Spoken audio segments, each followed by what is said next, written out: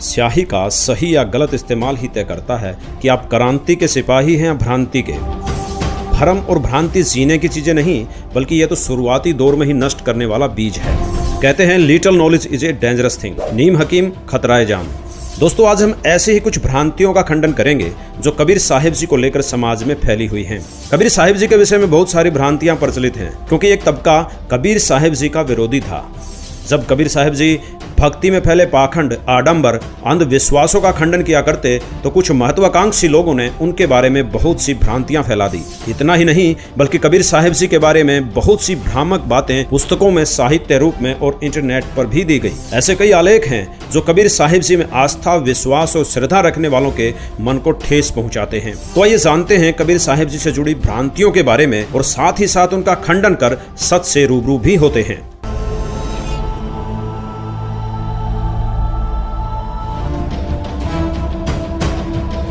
सबसे पहले हम बात करते हैं कबीर साहिब जी के जन्म को लेकर फैली भ्रांतियों के बारे में। ऐसा कहा जाता है कि कबीर साहिब जी का जन्म विधवा ब्राह्मणी से हुआ है। दोस्तों, 5 वर्ष की आयु से ही कबीर साहिब जी ने अपने तत्व ज्ञान से उस समय के सभी काजी, मुल्ला, पीर और संत महंतों के छक्के छुड़ाने शुरू कर दिए थे, जिससे नाराज होकर ब्राह्मणों और मुस्लिमों ने कबीर साहिब जी को बदनाम करने की ठान ली। जिसके बाद कबीर साहिब जी से ईर्ष्या करने वाले ब्राह्मणों ने तो मुस्लिमों को बदनाम करने के लिए कबीर साहिब जी को मुस्लिम विधवा की संतान कह दिया, और मुस्लिमों ने हिंदुओं को बदनाम करने के लिए विधवा ब्राह्मणी की संतान कह दिया। किंतु आज तक कोई भी उस विधवा ब्राह्मणी, उस विधवा स्त्री का नाम, उसके पति का नाम, सास ससुर, जेठ देवर, ननंद एवं माँ बाप, भाई बहन, दादा नाना इत्यादि में से किसी भी रिश्ते की जानकारी नहीं दे पाया। वास्तविकता तो यह है कि कबीर साहिब जी काशी के लहरतारा तालाब में एक कमल के फूल पर बालक रूप धारण करके सशरीर प्रकट हुए थे।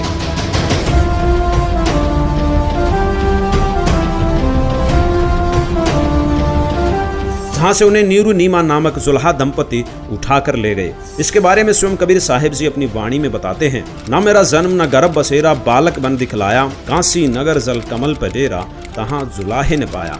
5 तत्व की देह न मेरी, ना कोई माता जाया, जीव उदाहरण तुमको तारण, सीधा जग में आया। इसके अलावा वेद भी यही गवाही देते हैं कि पूर्ण परमात्मा शिशु रूप में प्रकट होता है और कुंवारी गाय से उनकी परवरिश होती है। ऋग्वेद मंडल 9 सूक्त 1 मंत्र 9, ऋग्वेद मंडल 9 सूक्त 96 मंत्र 17 और 18 में इसका प्रमाण है।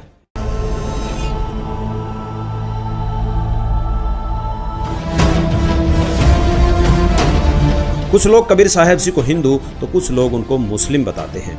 दरअसल कबीर साहिब जी जब हिंदू धर्म में फैले पाखंड व अंधविश्वास का खंडन किया करते, तब हिंदू धर्म के गुरु, संत, महंत उन्हें मुस्लिम कहकर उनका विरोध करते थे। और इसी प्रकार जब मुस्लिम धर्म में हो रही गलत क्रियाओं का खंडन कबीर साहिब जी करते, तो मुस्लिम धर्म के काजी, मुल्ला, पीर उन्हें काफिर व हिंदू धर्म का बताते और उनका विरोध किया करते थे।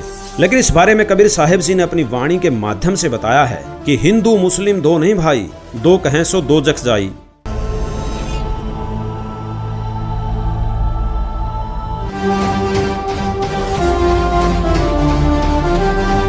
अब हम बात कर लेते हैं उनके विवाह से जुड़ी भ्रांति की।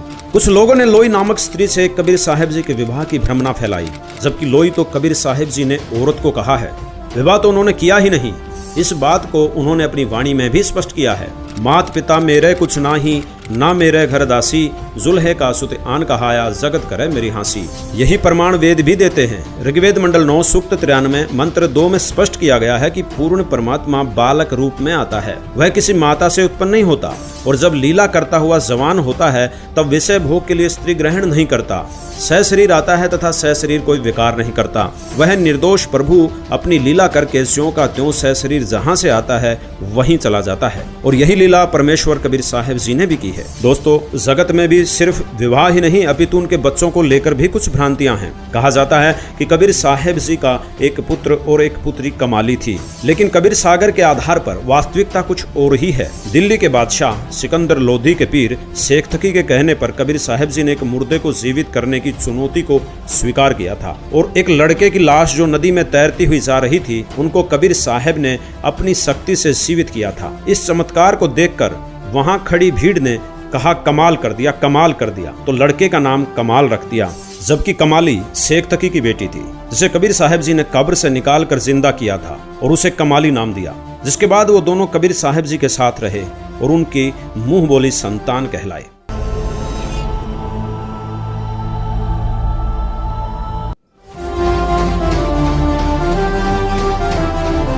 कबीर साहब जी हिंदू और मुस्लिम दोनों दीन की निंदा करते थे। यह भ्रम भी काफी लोगों के ज़हन में है, जबकि कबीर साहब जी तो दोनों धर्मों का नहीं बल्कि उनमें फैले पाखंड का विरोध करते थे।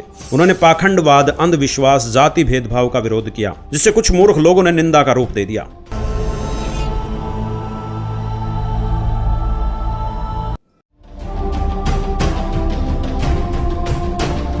इसके साथ यह भी बोला जाता है कि कबीर साहब जी अशिक्षित थे, लेकिन दोस्तों फिर भी वो ज्ञानियों की श्रेणी में कबीर जी सर्वोपरि रहे हैं। दरअसल कबीर साहब जी ने शिक्षा भले ही ग्रहण नहीं की हो, फिर भी उनके विचार काफी प्रभावशाली थे। उन्होंने अपने अलौकिक ज्ञान के आधार पर 33 अरब वाणियों की रचना की, जो एक विद्वान भी नहीं कर सकता। कबीर साहब जी कहते हैं, 33 अरब ज्ञान हम भाख्या, मूल ज्ञान गुप्त ही राख्या।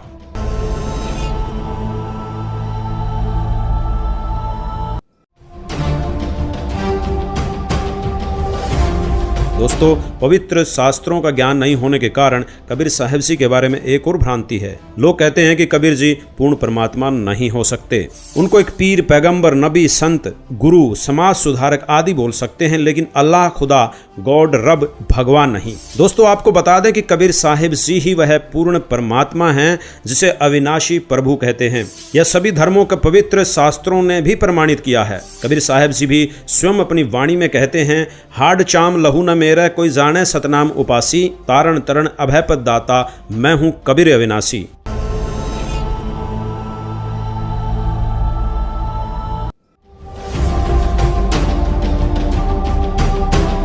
कुछ लोगों का कहना है कि कबीर साहब जी के इष्ट देव श्री रामचंद्र जी थे, इसलिए वह हमेशा अपनी वाणियों में दोहों में राम के ही गुण गाते थे। इस भ्रांति को दूर करने के लिए कबीर साहब जी ने अपनी वाणियों में बताया है, कबीर एक राम दशरथ घर डोले, एक राम घट घट में बोले, एक राम का सकल पसारा, एक राम त्रिभुवन से न्यारा। राम राम सब जगत बखाने, आदि राम कोई बिरला जाने। आदि राम, जी हाँ, वास्तविकता तो यही है कि आदि राम स्वयं कबीर साहिब जी ही हैं, जिनके विषय में वेद, पुराण, कुरान, बाइबल, गुरु ग्रंथ साहिब भी गवाही देते नहीं थकते।